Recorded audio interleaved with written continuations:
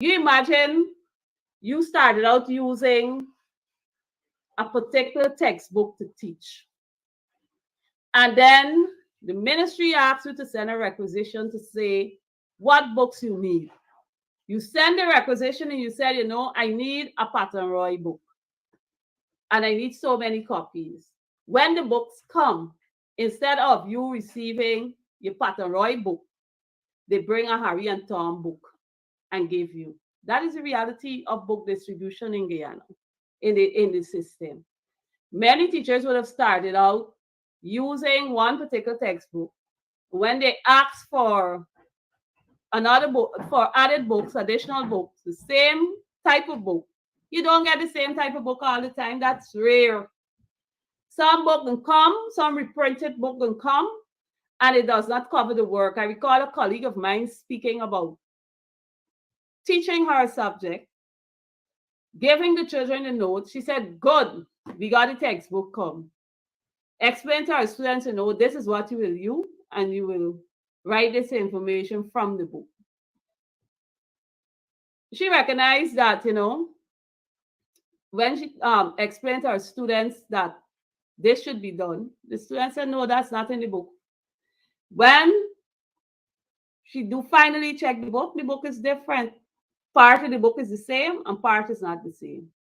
And we are talking about textbook distribution.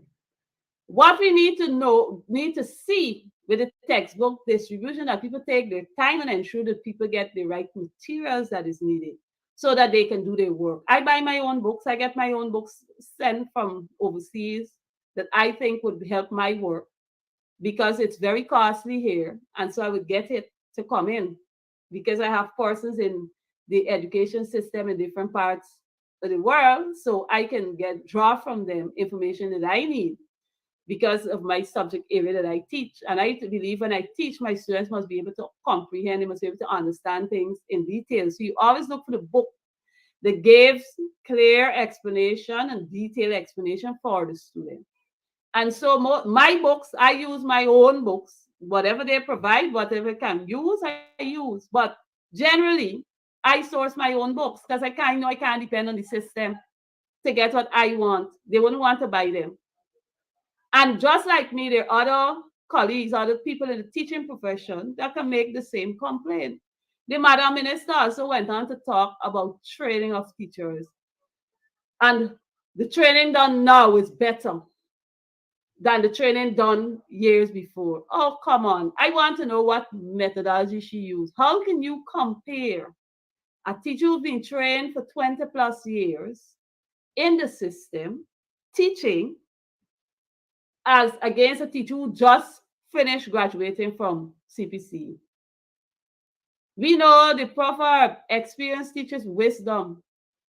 A teacher who's been in the classroom, a practicing teacher for years, could close the eye and teach most time the entire syllabus or teach a particular content because they're versed, they're experienced in it, they understand it. They will give you a whole wide range of methodology to teach a particular topic because they have the experience. A teacher that just come out of college would not have that teaching experience, teaching practice. It's just for a number of sessions. It does not give them the kind of experience they need. So I don't know how a minister could say that that the programs that are being done now are better. We are changing times. But what we would have learned in our time at college is very much relevant and will continue to be relevant today. So when you jump to make those kind of comments on social media, it speaks very poorly of her interpretation and examination of what is happening in the education system. Added to that, the Madam Minister spoke about grants. And I want to talk a little about these grants. The grant is that these people are giving you if you have 10 children in your class, each child is entitled to $4,500. So that's how the money is distributed. So if I have 10 students in my class, it will be 10 by 4, 5. If another teacher got 20 students in their class, it will be 20 by 4, 5. Now, those monies, the teacher got to look at the needs for the class.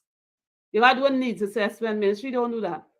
A needs assessment. Because if they do, certain things they would not be saying or the action would speak different. A teacher might recognize, I need a water dispenser in my classroom. I need to have a fan in the classroom because the students are not comfortable. I need to have a extension cord in the classroom because we have students there who might want to charge their computers and all these things. Now, after this teacher would have identified all that is happening, I want people to understand what's happening in the education system. After people would have identified all that is happening inside of their classroom, it is now the responsibility of the teacher to go to a store, get a quotation for what their see the needs are for the classroom, then bring back the quotation to the school. They got to catch a bus, go to the store, catch a bus, come back, get a quotation, take it into the persons in charge of the finance, collect the exact money, then they got to go back and buy. Now, sometimes you go get a quotation today and tomorrow you go the product gone. People may not have it. And you could imagine the challenge. So that's an added work for teachers. But yet still you see all the talk and the play up that, hey, this is happening, that is happening, the teacher's getting this, that teacher ain't getting anything. And that's what we need people to understand. It's not the teachers getting no money. I would have told my colleagues, don't spend the money, the ministry spend their own money, because we hear now from the minister saying how people thief in money and that kind of thing. Let them go and spend the money and bring the items. Let us produce the list for you and you go do your shopping and bring the items. But you know what? The items they will bring many of times is be substandard. You imagine collecting skipping rope for 3-year-old in a secondary school. These are some of the foolishness you have to deal with. So when they're out there talking about the grants that they're giving for the children, let them tell you what it involves. Some of the head teachers and so forth, when they're dealing with it, they want to treat the teachers like if the teachers ain't got a brain and they don't know how to spend the money. So for me, to save my colleagues and the other teachers, let the ministry take the grant and go and shop. Let the school give y'all the list of the things they need for class, and they should go do the shopping and save the teacher the stress of trying to be an accountant, to go to the market to shop and then go back and then being treated unfairly. Some of these people don't even want you to take passage to go try to pay a taxi, jump in a bus to go and get a quotation, jump in a bus to come back. So teachers leaving home to go and jump in a bus to go, jump in a bus to come back. And this should not be something that is acceptable. So when teachers are calling for better working conditions and calling for increased pay, we have a right to. Who pays us when we have to sit and counsel, or we have to sit and go through? We love our students, so teachers will go all out to ensure that the students are successful. Now I saw the Madam Minister also posted how she can celebrate high grades. Yes, but it's not your work. The high grades, the celebration should be for the teachers who you refuse to engage the union so that they can be comfortable. The minister don't teach no class. The minister's be in your office. So yes, if come on the youth time you could show off, make sure the teacher's comfortable. Make sure the teacher is comfortable. That is what needs to be done. Because we have to go through the sacrifice of working. People don't understand. When you have exam class tour, you might give guidance to a child. The child will go and do what they think they should do instead of following the actual guidance. Then the teacher will have to go back over again with that child. This is what you must do. This is what you'll do. When you're doing SBA, it's a step-by-step process to help those students to compile and put together their report. It's a process. Sometimes you mark one child SBA 10 times. 10 times. Who pays the teacher? And that's why I want to call on people this morning. Y'all join the strike. Join the protest and get the ministry and the government to engage the teachers. Being a national bully, as they appear to be, can't work. It can't work. I must commend my colleagues who continue to stand up. They use the race card, it ain't working. They're coming out and finding all kind of things they want to say about the union. It ain't gonna work because it looks very embarrassing to see You posting information since 2003. 2003, the government was the PPP government. And how many years we were under oppression with this PPPC government? Y'all didn't see the issues that the union had then in 2018 when they were saying that the president wanted to be ceremonial, President Granger. But now, when the time comes for you to put your mouth and the money where it should be, you're going to dig up this, dig up that, dig up that. That does not change the fact that teachers have needs. And so we have a right to make our voices heard. It is just sad to see that you have 1 week past and they still didn't find the time to get the union to the table so that they can sit and negotiate in the best interest of the teacher. Instead, we have a whole week, union dues stop, teacher salary cut, police going to the head teachers for information. We're supposed to report to no police, report to Ministry of Education. So the police have been doing the right work. They're on the road to tell you, but they can't stand up here, they can't stand up there, and all these things. That's not what's supposed to be happening. You going out here, you're keeping meetings, you're trying to dig up this, you're trying to say that, you're trying to find all the reasons why you want to engage the union, who the teachers signed an agreement with so that you could take out the union dues to represent their interests. I am sure if you are to reach with every individual teacher, you're going to get problems. So you might as well engage the union because every teacher will have something to report. What about the teachers when you have to go to school and the school compound and clean? They clean the front and they left the back. Only yesterday I was in Diamond. There's a primary school, New Grove Diamond. Every time I go, I'm amazed. These people clean up the inside. And when you on the outside, the grass high in the drains outside the back of the school, people complain about snakes coming up there.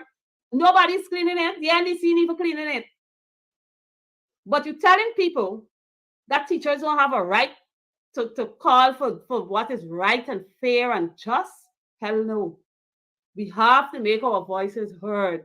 We got to make our voices heard. They have to engage the union and come to a decision when it comes to our teachers. Teachers have rights just like our students and everybody else.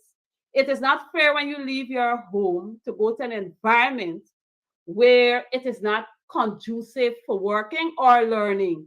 Is the teacher trying to make do with what's happening? They have a lot of school fees with Bush. I want to know if they think I teach PE and sports at the let the world know and sociology. And every time I sit down and I think about it, is it they're not cleaning the field because of me? It is not, you're not affecting me, you're affecting the students. Is it you're not providing these resources to the teachers because you like the teachers? You're not affecting the teachers, you're affecting the students. So just like how you have the Because We Care grant money, we want to see the Because We Care action where the Ministry of Education will engage, the government is going to engage the union to come up with a decision that the teachers can be comfortable. And so we on the breadline, we will continue to fight, we will continue to speak, we will not be silent. The government must engage the union so we can have a proper decision when it comes to representing the interests of the teachers. All we are digging up, y'all went in government since then. So y'all should stop digging. And I'm happy that when I see on Facebook, people are making comments, people are waking up. So who should be blamed for all what you're saying? You are the government. You're in government now. In 2018, you were not government. So you were out there giving your support, wiping your mouth. We got recording of the current president saying that teachers and public servants deserve 50%. Now, yesterday we see the begging for patience and thinking about things expected in 2027 when they're enjoying all the half of the money. Come on. Teachers have families to take care of. Teachers have needs. Teachers want to go to their classroom and be comfortable. You know, it's amazing also, and the public should know. We're out there fighting for our rights, and these people at the back, before they hustle and try to start looking for the monies or whatever, or come up with the proper negotiation with the teachers, you're hearing things like, They can find people. They're gonna pay other people for mark people SBA. I hope the parents will pay attention, because if a child is not being taught by a particular teacher, the teacher will understand that person, whoever it is they can find, wouldn't understand where your child is and how prepared your child is for the exam. They now come in to do something, but instead of doing that and bringing the money to the teachers, you're hearing things like they can find other people to do the marking. Foolishness. Find the money and pay the teachers. You're hearing things like they're running around to go and bribe teachers privately for going to schools. No, no, no, no. Pay the teachers. And I want to encourage my colleagues, let us stand united on this front. We're not asking for anything that we don't deserve. We deserve better working conditions. We deserve to be respected. And the fact that the government decides to be a national bully, saying all manner of things and doing all manner of things, that should empower us to go out, stand up, and speak. Their meanness reflects their weakness, and that's why we need to stand up and speak out. We need to stand. So, colleagues, we have another. We are moving full force ahead, standing up for our rights, calling for our rights to be respected as educators, because we have the nation's children at heart. They don't. If they had the nation's children at heart, they would have done call the union and start engaging and let me get things going, because these children are important to us. Don't go about the place looking for things that they can't handle. Don't go about the place trying to post things that makes no sense. Just like out 2018, the strike was supported by your government, which was then the opposition. Y'all better support the teachers now and pay us. And pay us well. Guyana is the fastest growing economy in the world. And because of that, we deserve to enjoy the wealth of this nation. We're educating the nation. And so we will continue to stand, we will continue to call. I must thank those parents who are cooperating with us. Some of them coming out on the road, some of them bringing water, juice, whatever it is to give assistance to help the teachers. Because we recognize, we commend all those who continue to come and stand with us as we continue to fight for our rights and our justice. We as a nation, we need to stand up. We can't continue down the path we're going. Cost of living keep climbing. Every time you go to the market, the price is going up, but the salary ain't going nowhere. And so we will continue to call on the government to do what is right by the teachers. Engage our union, come to decision so that the teachers can return with their babies in the classroom. Our students are near and dear to us. If this government like our students, they wouldn't have got me 1 week going and still in budget and playing their national bullies. And I want to encourage people, y'all go to church today, tomorrow, pray. Prayer's got to work. Pray, go on your knees and pray for them so that the stony hearts can wake up and they will recognize that we are asking for what is right, what is fair, and what is just. That being said, today I want to thank all of you for joining with me this morning. I am happy to always represent and engage with you on a weekly basis and represent you throughout the week as I continue to stand for our people.